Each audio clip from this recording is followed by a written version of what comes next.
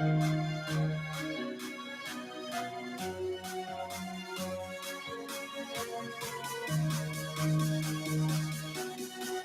right, good evening, everybody. Hello. This is the Fakeologist Show. Do this show Sunday through Thursday around 8 p.m. Eastern Standard Time. Tonight we'll only go for about an hour. We have a special guest. That's Lynn. I'm going to bring Lynn up with the old phone call. Did I say it's Sunday, November 27th, 2022? Did I say that? Let's see if the phone rings. I don't hear it ringing. Does anyone hear it ringing?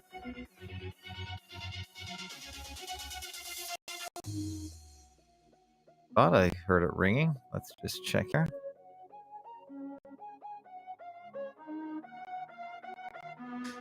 Hello, Lynn. Can you hear me? I didn't even hear the damn thing ring. Give me a sec, guys.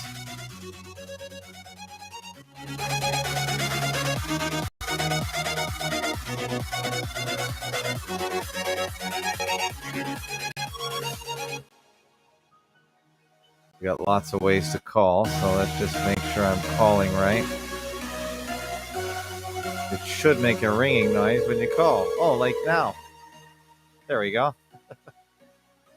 That's how a phone works. You dial and it rings. Lynn, hello. The Fakeologist speaking. How are you? Hey, pretty good. Okay. Yeah. Welcome to the Fakeologist Show. I called you earlier, but I guess it didn't ring, and I wasn't sure what happened, so I just dialed back. Yeah, did it ring on your end? Because I didn't hear anything until this last call. No, it didn't ring on my end, so that's fine. Okay. Lynn, how are you? Lynn Ertell. She's been a guest many times. She's a fakeologist through and through, and we appreciate you defending the brand. We've been doing some email correspondence back and forth because I guess that's the only technology besides Facebook that is working for you right now. Yeah, I need a new computer, and once my budget is back up to snuff, I'm going to go out and get something decent so I can participate a little more actively. Yeah, you were in the Facebook fakeologist forums, rather, which was great back in the day. All of a sudden, I lost access to it because my SSL, or I guess it's the SSL encryption method, doesn't work anymore. I don't know. Do you guys have I don't know what that means anymore. No, Fakeologist is a secure site. I barely know what that means. It just means that I guess it's not leaky or anything like that. But yeah, I had access to Faco too, but I lost that as well. I've never heard that. I don't understand that. So if anyone can help Lynn with her computer problems, I think it's an obsolete computer. I have the old Intel processor. I have the old Apple MacBook, but not with the current processor, but with the pre 2010 with the 2010 maybe. In other words, originally Apple had the Intel Motorola. I think it was a Motorola processor back in the day, if I'm not mistaken. Oh, okay, perhaps. I'm not sure, but that should have nothing to do with accessing the website. That's the part I don't understand. Well, because what happens is your browsers are deprecated.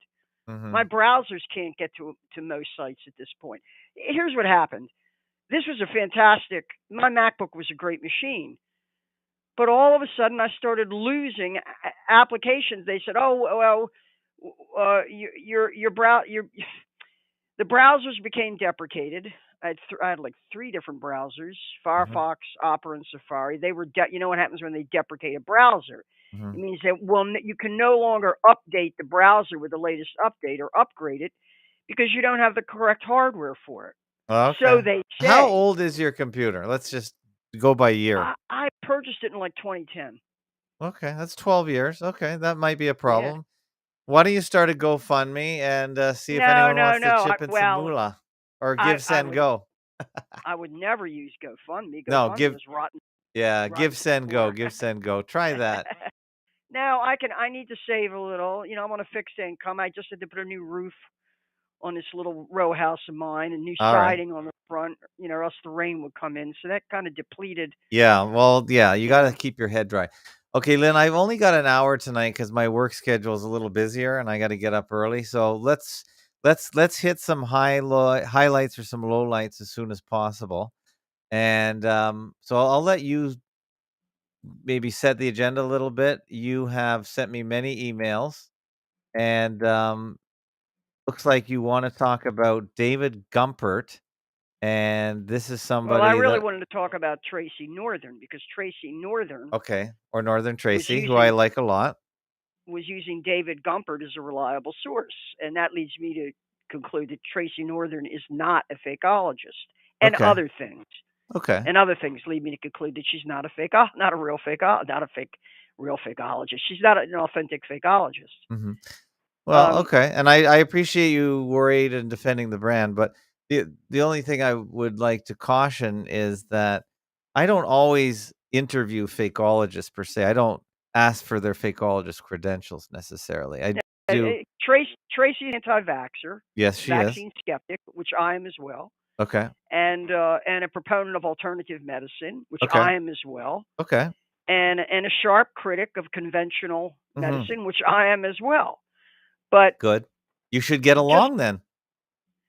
You not would think. really, not well, because because I'm an empiricist Okay. and I still support scientific method, and I don't know if Tracy does.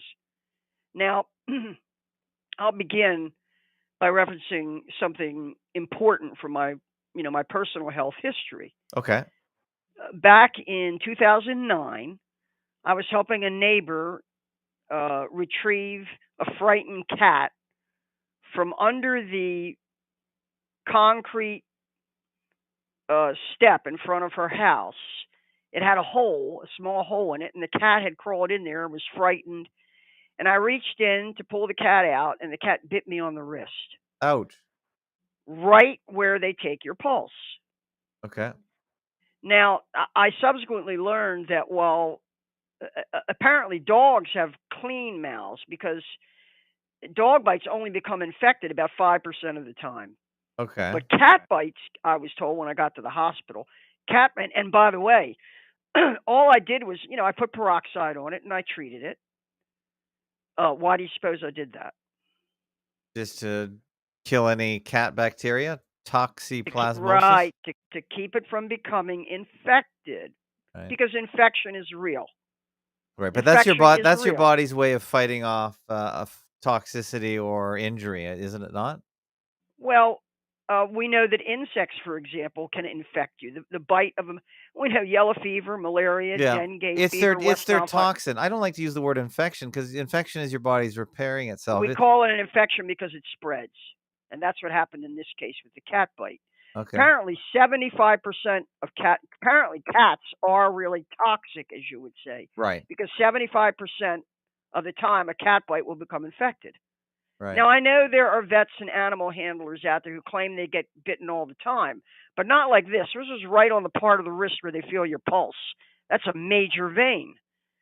Um, so, I treated it with peroxide to try to prevent infection, but lo and behold, within a few hours, the hand started to swell. The color of it changed. It really, the shape of it distorted. It was frightening as hell. And the next thing I knew, this infection, and I will call it an infection, was climbing up my arm at the rate of about an inch every 2 hours or so. Okay. So I wasn't stupid. I ran over to the hospital, Howard County General Hospital. Very good hospital at the time. I guess still, I haven't been there in a long time. Johns Hopkins system has subsequently taken it over, so I have no idea if I would trust them now. Yeah. But back in 2009, that was my option. I ran over there to the emergency room. Right away, they hustled me in there. They knew it was a problem. And immediately they put me on IV antibiotics to try to get the infection under control. It was what is referred to as cellulitis. Right. Cellulitis, as you know, can become gangrene, can become necrosis. It can kill you. If the infection is moving up your arm to your shoulder to your heart, this is on the left wrist, and it was I would say it was getting pretty close to the elbow at that point. and I was terrified. Now, mind you, no pain. I could have gotten up and jogged around the block. I wouldn't say there was even any numbness, but excuse me, but the hand and the forearm were horribly deformed. The hand looked like a monster hand. It was crazy looking. And they like I said, they put me on IV antibiotics and they shot me up with. I think they probably shot me up with a tetanus, which is now called a DTaP. I don't know if it was a DTaP then, and other things. Bottom line is, it took them about 4 days to get this infection under control. That is to say, about 4 days before it stopped climbing up my arm, and then started to recede. The infectious disease specialist, this brilliant woman from India, she finally figured out which combination of antibiotics was going to bring this infection under control. Because, as I say, it could have taken, they would have had to amputate my left arm, right at that point, maybe at the elbow. And if it climbed higher than that, like I say, it would have gone into my brain and my heart, and it could have killed me. That kind of infection can kill you. So, after about 4 days, it got it under control. They kept me there for another 3 days, during which her particular combination of antibiotics basically saved that arm, because the infection receded completely and was gone within about another 3 or 4 days. And I was out of the hospital and jogging around the block, like I say, about 4 days later.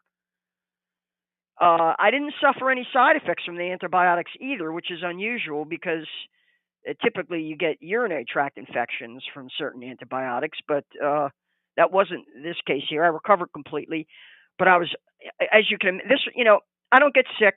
I don't go to the hospital. I don't have allergies. I don't get headaches. My bowels don't work like they should because I'm 71 years old and I probably eat some things I shouldn't eat. But I don't get sick. But this thing was terrifying. Actually, that's the last time I was in a hospital to be treated for anything. Wow. And 2009, just a really eye-opening. What do I say? It was a really shocking experience to me because I came that close to losing my left arm, or maybe even my life, to a cat bite.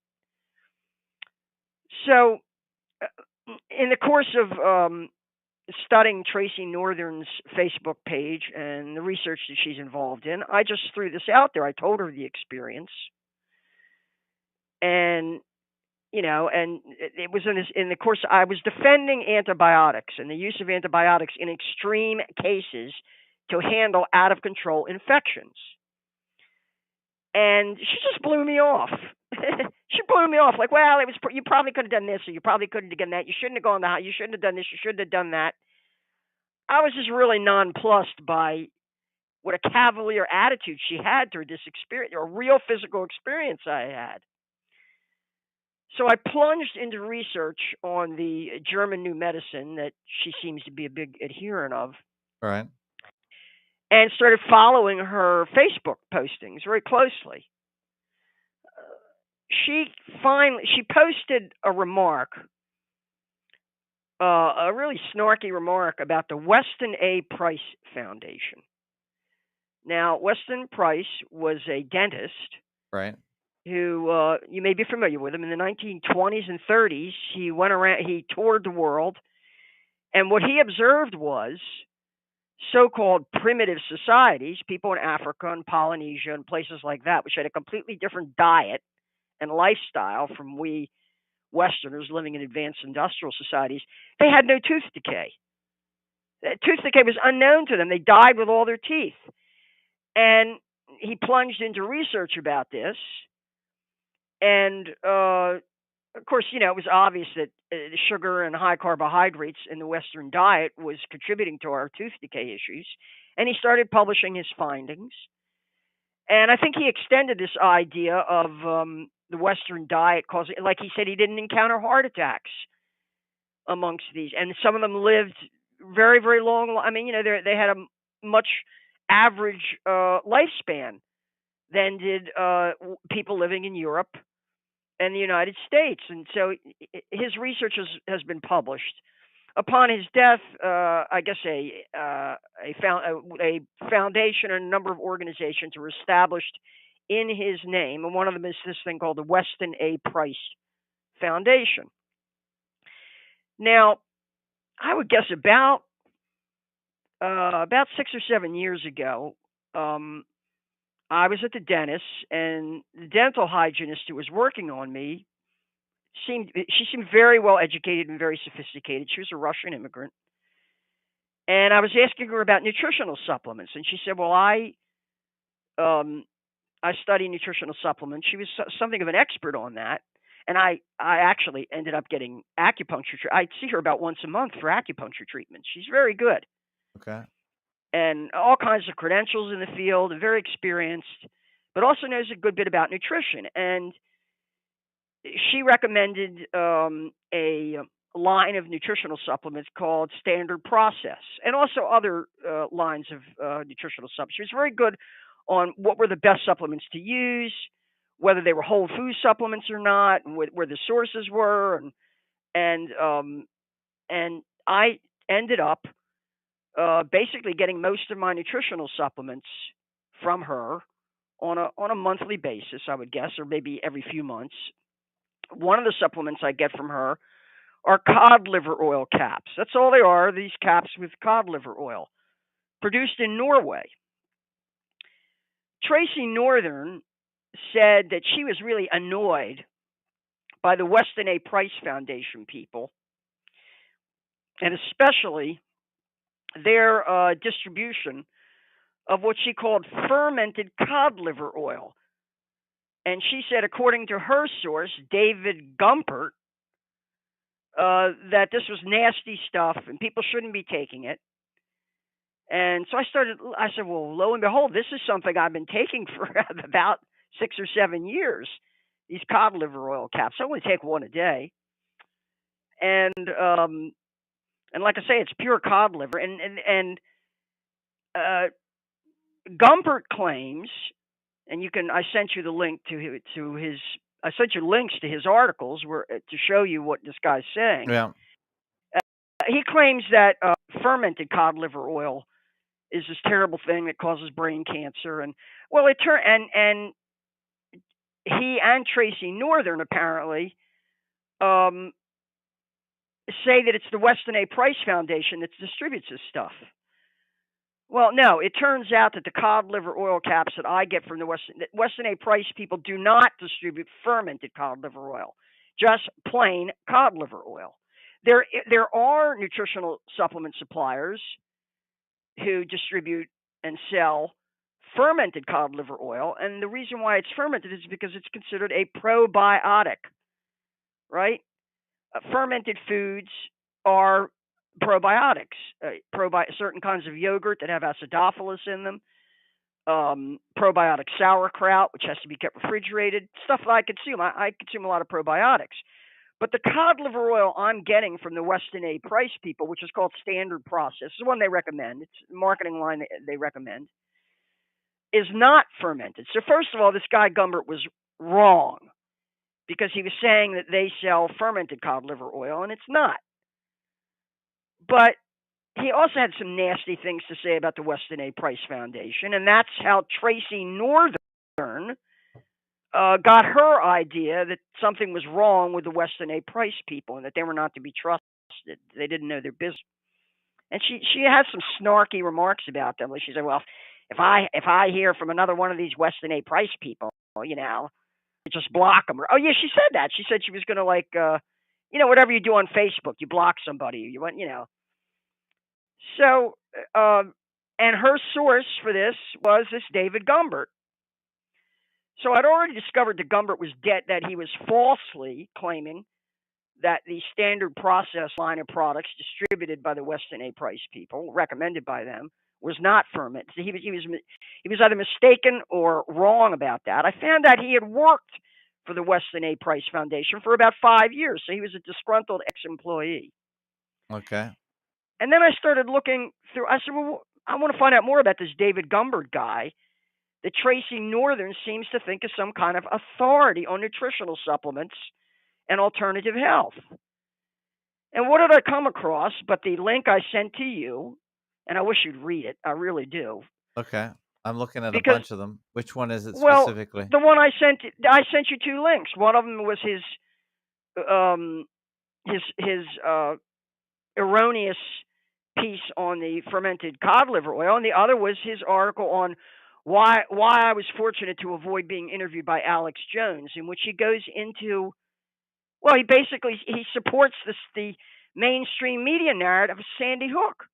Do Right. you have that email I sent you? It's got the link right there. Oh yeah, here it is right here. Remembering Alex Jones and what might have been. Is that the one? Right, that's the one. Okay. And and you can see in there he basically accepts the mainstream narrative of Sandy Hook. Right. Now, I know people are going to say, well, some people are compartmentalized. They're specialized in some areas, but not in others. Now, I don't buy that. I don't buy that in this respect. Hmm. Certain topics to me are a litmus test or a filter. 9/11 is one of them. Yeah, for If sure. someone can't see a controlled demolition on 9/11, they're either a fool or a liar. Yeah.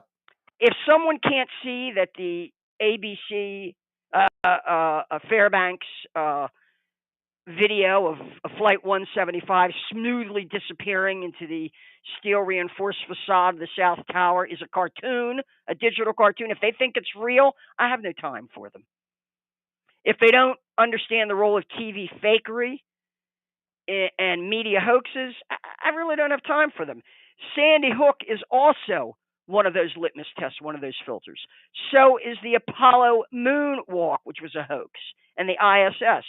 These are litmus tests I apply to somebody. And if somebody's coming to me saying, I'm an expert in alternative medicine, or I'm an expert in nutrition, or I'm an expert in this subject, in physics, in cosmology, in that subject, and they think the planes really crashed into the towers on 9/11, or the kids were really murdered at Sandy Hook, or that the Boston Marathon was a real terrorist bombing, or that the London bombings of July 7th, 2005 were also for real terrorist attacks, that's a filter. That's Uh, a litmus test. and by the That tells way, me, let me just pause you there because I have to say goodbye to the YouTube crowd since we're going to get into non-YouTube friendly discussions. So if you want to hear the rest of this show, FAK652, go to fakotube.com.